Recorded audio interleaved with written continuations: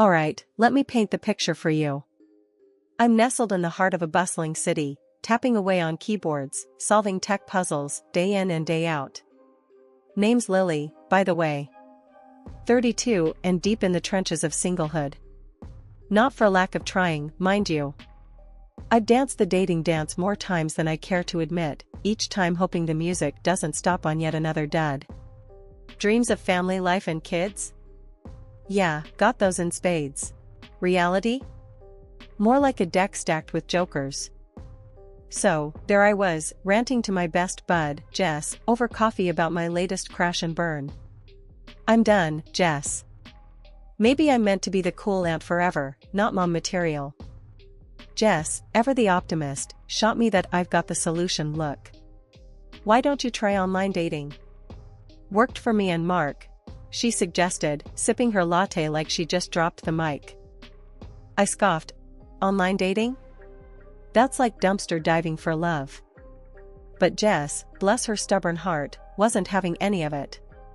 Not all dumpsters, Lily. You just gotta find the right one.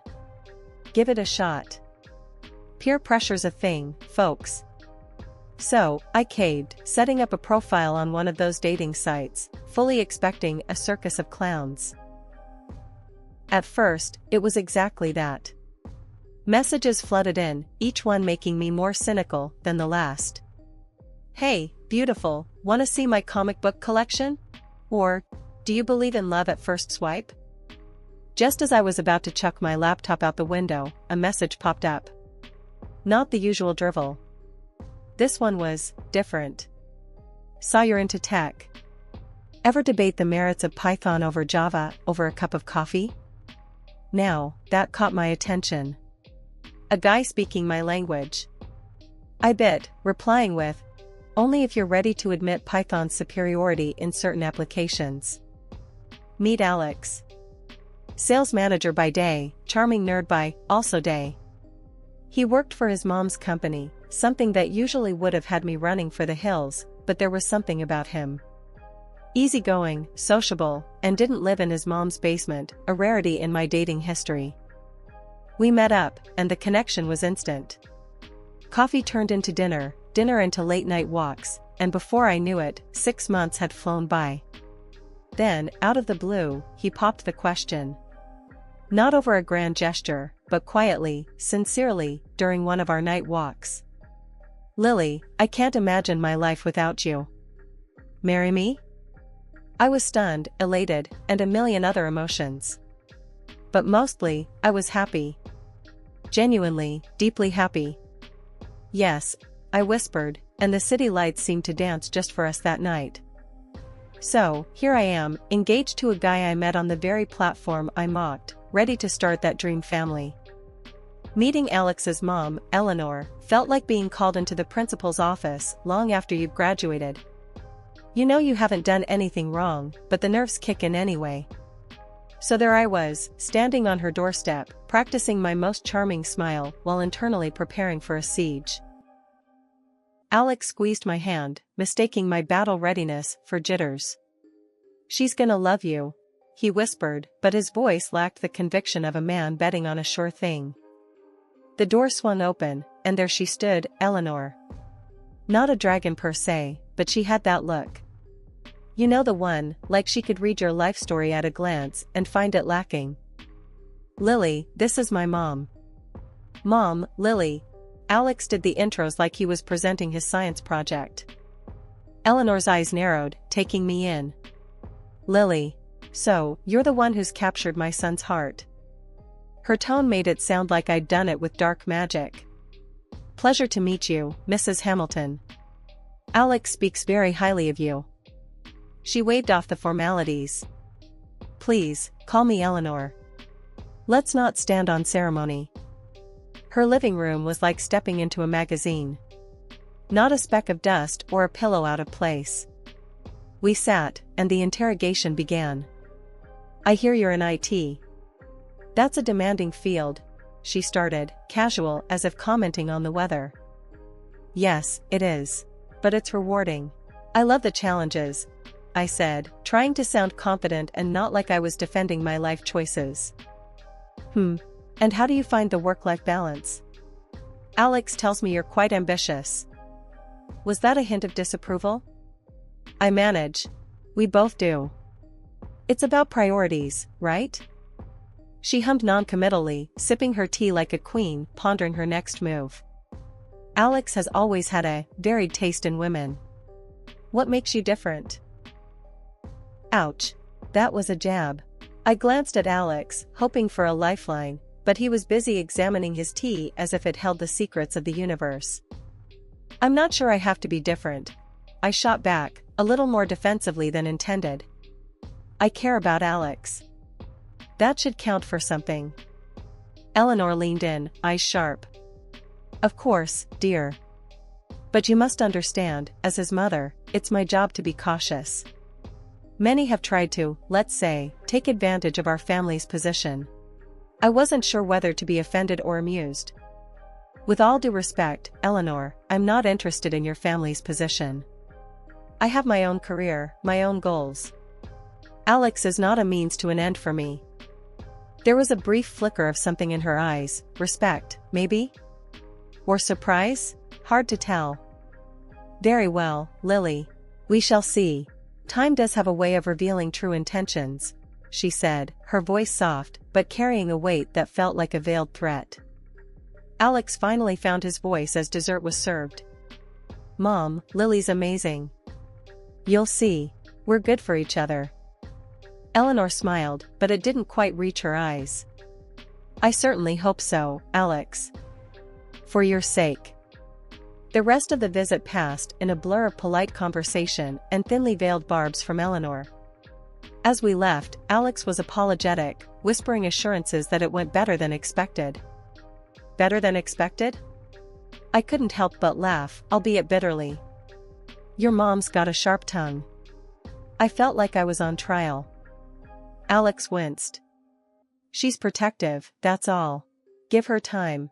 She'll come around. I nodded, though doubts swirled like storm clouds.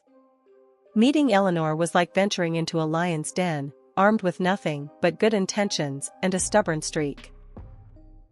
After tying the knot, Alex and I settled into my apartment, transforming it from mine to ours with every shared laugh, argument, and makeup kiss. Life was good, or at least as good as it gets when you're navigating the newlywed phase alongside dodging the occasional curveball from family. Speaking of family, Eleanor, Alex's mom, threw us a fastball that could knock anyone off their feet. It happened during one of those obligatory family dinners at her place, which was more like a museum than a home. Every fork and knife had to be perfectly aligned, a metaphor for how Eleanor viewed life, I guess. Halfway through dinner, with a smile that was too tight to be genuine, she dropped her bomb. I've been thinking, she began, casting a glance between Alex and me. This apartment living is beneath you, Alex. And Lily, dear, you too, of course. Why don't you move into the mansion with me? There's more than enough room, and it would be beneficial for all of us. I almost choked on my wine. Alex, always the diplomat, responded before I could recover. Mom, that's really generous, but Lily and I are happy in our apartment. It's our space, and we're enjoying making it our own. Eleanor's smile faltered, but she quickly masked it with a sip of her wine. Oh, but think of the advantages. Besides, it would give us a chance to become closer, don't you think? The idea of being closer to Eleanor sent a shiver down my spine. Before I could formulate a polite but firm refusal, Alex squeezed my hand under the table, a silent plea for patience. We really appreciate the offer, Mom, but we've made our decision. We're staying put, he said with finality. Eleanor's eyes narrowed, and I knew this was far from over.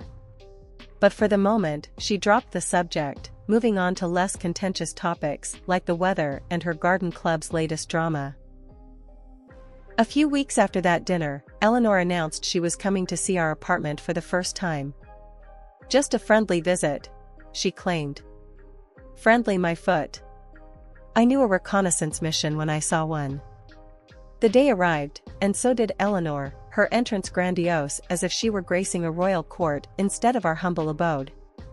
She greeted us with air kisses, then proceeded to inspect our apartment with the scrutiny of a drill sergeant. "This is it, then," she said, her voice laden with a mix of disappointment and disbelief as she glanced around our living room. "It's quite compact, isn't it?" Alex started to respond, but I cut in, my patience already thinning. "It's cozy, Eleanor. And we love it," she hummed, making her way through our space as if every step pained her. "And this decor, eclectic, isn't it? A bold choice."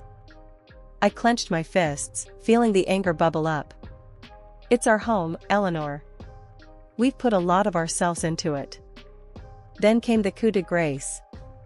As she peered into our kitchen, her nose wrinkled. "And cleanliness? Is that not a priority for young couples nowadays?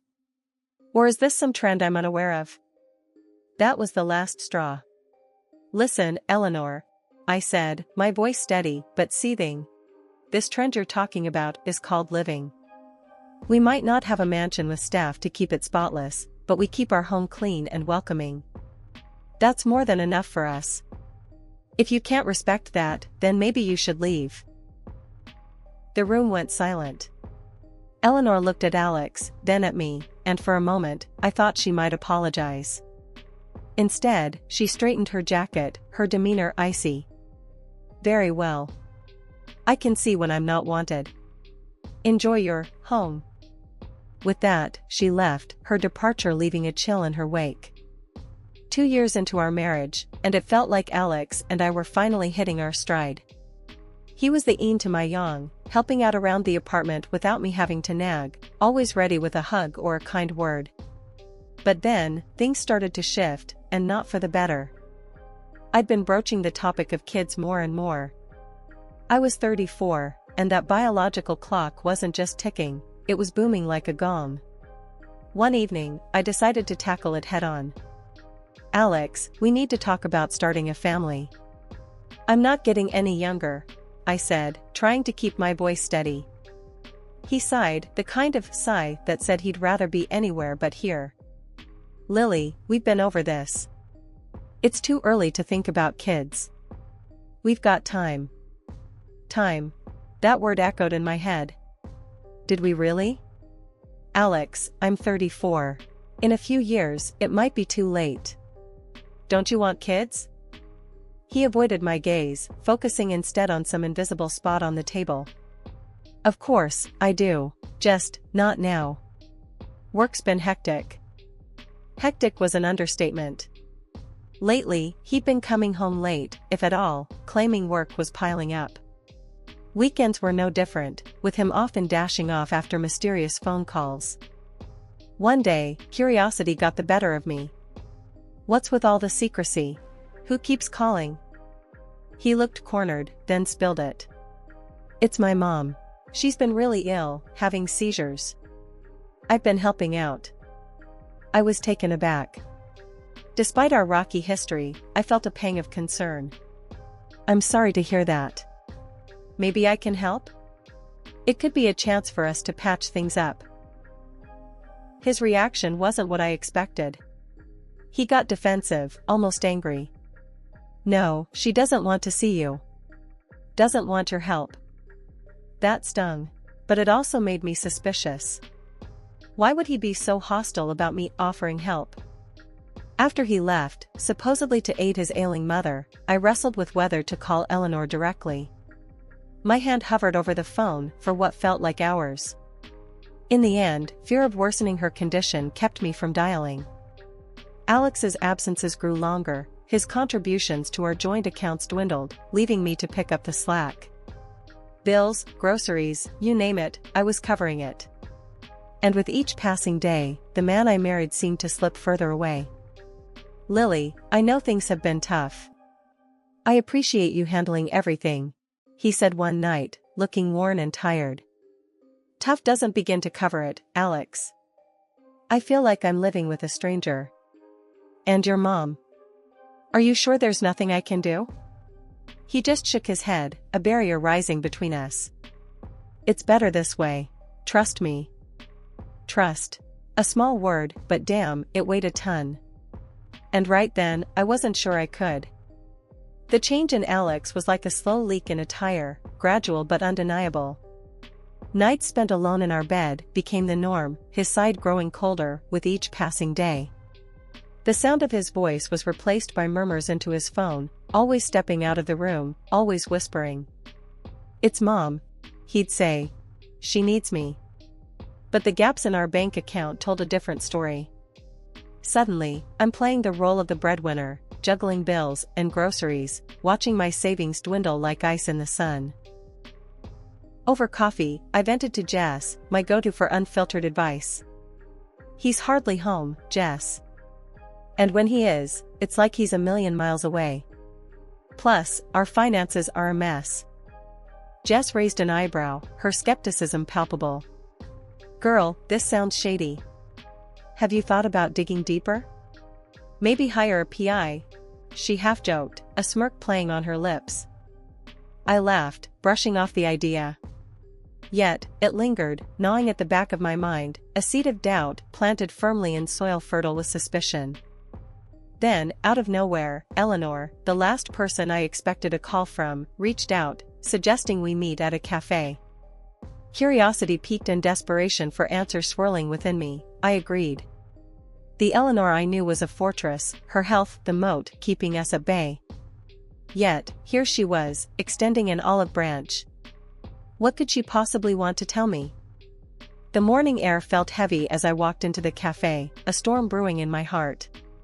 Eleanor sat there, looking every bit the picture of health, not the frail image painted by Alex's stories. As I sat down, her eyes locked onto mine, a sternness in them that immediately set me on edge. "Why are you stopping Alex from seeing me, his own mother?" she demanded right off the bat. I blinked, taken aback. "What? That's not true. Alex told me he's been with you almost every day, taking care of you because you're sick." The color drained from her face, then came back in a flush of anger. "Call him, Lily. Let's hear what he says about his whereabouts right now." My hand shook as I dialed Alex's number, my heart thumping loud in my chest. "Alex, where are you right now?" I asked, trying to mask the tremor in my voice. "I'm on my way to the hospital with Mom. She's had another episode," he replied, his tone hurried and anxious. The words hung in the air, a lie so blatant it stung. I ended the call, turning to face Eleanor, who offered a sad smile and placed a gentle hand on my arm. "Tell me everything, Lily," she urged softly. So, I spilled it all, the months of lies, the nights alone, the drained bank account. Each word felt like a betrayal, not just from Alex, but from the life I thought we were building together. Eleanor listened, her face a mask of sadness. "He told me you didn't want to see me, that you were too busy with clinic visits, because you couldn't conceive." I stared at her, disbelief and anger swirling inside me. "That's a lie. All of it. What's really going on, Eleanor?" She sighed, a sound heavy with disappointment. "Alex has always been restless. Always looking for something more. I threatened to cut him off unless he settled down, found a good woman, and started a family. I thought he'd changed when he brought you into our lives." The revelation hit me hard. All this time, our marriage, our plans for the future, it was just a performance for Alex. A way to keep his lifestyle without losing his inheritance. Eleanor's next words were a mix of anger and regret. "He's been seeing other women, Lily." I didn't want to believe it, but it's true. The cafe around us faded into a blur as her words sank in. Betrayal, deeper than I'd ever known, coursed through me. The man I loved, the life I'd envisioned, it was all built on lies. "What do we do now?" I asked, my voice barely a whisper. "We confront him, together. He needs to face the consequences of his actions," Eleanor said firmly, her resolve clear. "How about we really see what he's been up to? Maybe hire someone to dig a little deeper?" I was hesitant at first, but the anger bubbling inside me overrode any doubts. "Let's do it," I agreed, feeling a mix of excitement and fear at the prospect of facing the ugly truth head-on. The detective we hired was a pro, unearthing details about Alex that made my skin crawl. He had been leading a lavish lifestyle on our dime, wining and dining various women, all while spinning US tales of family duty and illness. But the real kicker came when we got audio of Alex with one of his girlfriends, mocking Eleanor and me for believing his lies. "They're just a couple of naive bugs, easily fooled," he laughed on the tape. That was the last straw. Eleanor and I, now united in our quest for justice, decided it was time for a confrontation. Armed with the evidence, we ambushed him at a bar downtown, where he was supposed to meet his latest fling. The look on his face when he saw us together was worth every penny we'd paid the detective. Eleanor was the first to let loose, her voice rising above the music and chatter. "You're a disgrace, Alex. I never thought I'd see the day my own son would sink this low. Cheating, lying, and stealing from your own family."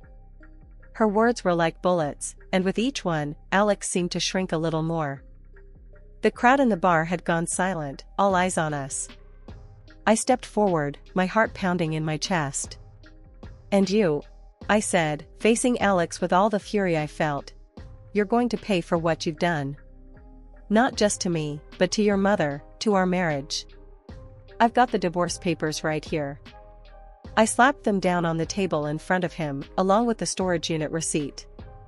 "Everything you own is in a box to the left, buddy. Consider yourself served." Alex was speechless, his face pale, eyes darting between me and his mother. I can explain," he stammered, but Eleanor cut him off. "Save it. You're cut off, Alex. No more money, no support. You've made your bed, now lie in it." Her voice was ice cold, the final nail in the coffin of their relationship. As we left the bar, the music started up again, but the night had lost its buzz for me. What mattered was the sense of closure, however bitter it tasted. Eleanor and I walked out together, not as enemies, but as allies, bonded by our shared betrayal. "We'll get through this," she said, squeezing my hand. "Yeah," I replied, looking back one last time at the man I once loved, now a stranger. "We will." After the whole mess unraveled and the truth came out about Alex, things moved pretty fast. He ended up having to pay up for his lies, a kind of compensation for the heartache and chaos he caused. The divorce papers were signed, no looking back. And Eleanor, well, she cut him off completely, sticking to her word. It was a tough outcome for him, but he made his bed. Now, life's taken a turn I didn't see coming. Eleanor and we've sort of bonded through this storm. Funny how life throws you together with the most unexpected people. And here's the kicker, I'm expecting a baby. Yeah, amidst the chaos, a new life started growing, and Eleanor's over the moon about her upcoming grandchild. Just the other day, we were sitting in her living room, the one that used to intimidate me, planning for the baby's arrival. "You know, Lily," Eleanor said, her voice softer than I'd ever heard. "This baby, he's going to have the best of everything. We'll make sure of it." I couldn't help but smile, feeling a mix of excitement and nervousness. "I can't believe I'm doing this. A baby, Eleanor. It's going to be a whole new adventure." Eleanor chuckled, that tough exterior melting away. "You're stronger than you think, Lily. And you're not alone. We're in this together." It's strange how things turn out. The person I once thought of as an adversary is now one of my biggest supporters. Life's full of surprises like that. As for Alex, well, he's out of the picture, facing the consequences of his actions.